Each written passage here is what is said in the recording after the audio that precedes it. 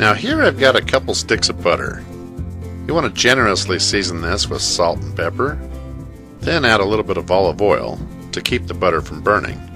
Here I've got some minced garlic I'm going to add right to it, followed by some fresh chopped rosemary leaves, sage, cinnamon, ground clove, and a little bit of lemon juice.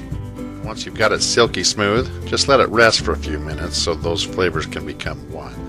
And use these to stuff the turkey. We're also going to need 2 halves of 1 onion. Then you want to flip your bird upside down, that would be breast side down, and you're going to season the inside cavity with kosher salt and pepper.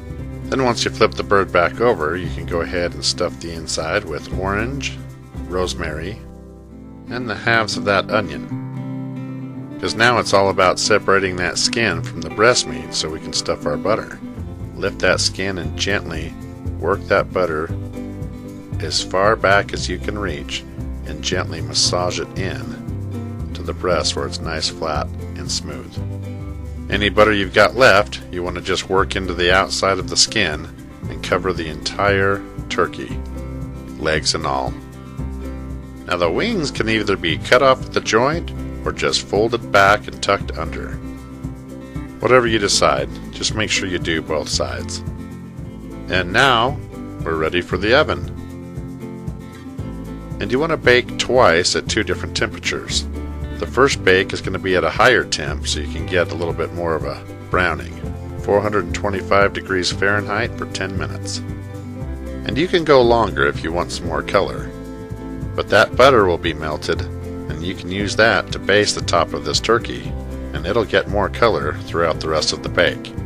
And I like to use my own thermometer because you can't always rely on the clock. They say add 15 minutes to every pound, but I haven't found that to be true at all. And I turn the heat down from 425 all the way to 325, and depending on the size of my bird, I'll bake from 1.5 hours all the way up to 3 hours. And this is how mine turned out. And take a look at this breast meat. I know that sometimes on camera it's hard to tell if it's dry or juicy, but let me assure you, this turkey was succulent, tender, and very juicy. And the secret truly does come from the brine. And there you have it, roasted turkey right here in the Poor Man's Gourmet Kitchen.